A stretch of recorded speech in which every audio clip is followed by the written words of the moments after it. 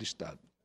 Senador Paim, eu fiz questão de ler a matéria ipsilíteris para não dizer que eu estou usando palavras minhas, porque eu sei de cor e salteado essa questão.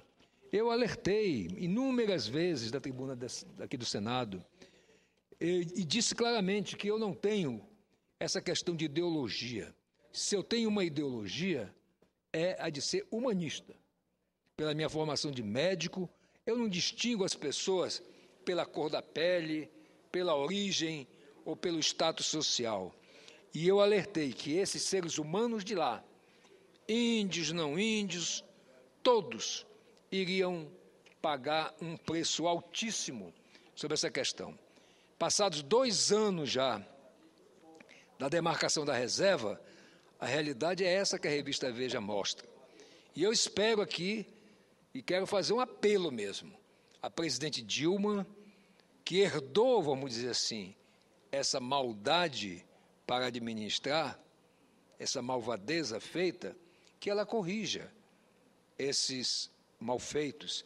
Eu não estou pedindo aqui que ela desfaça a demarcação, mas que ela faça justiça com essas pessoas, que indenize as pessoas que foram tiradas de lá, que assente como manda a lei em terras adequadas para que possam produzir e que, principalmente, assista aos índios, porque os índios estão saindo da reserva para morar em favelas na periferia da capital.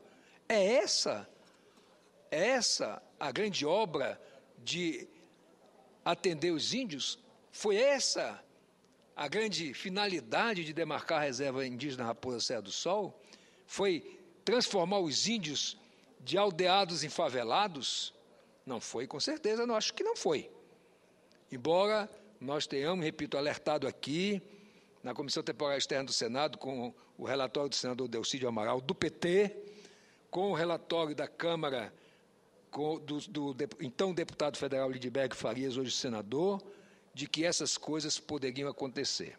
Mas, vou falar também como médico, estamos numa realidade, senador Paim. Vamos tratar desta realidade. Não é possível ver brasileiros, índios e não índios, índios se transformando em favelados na periferia da cidade. E, aliás, a fotografia que a Veja publica diz tudo.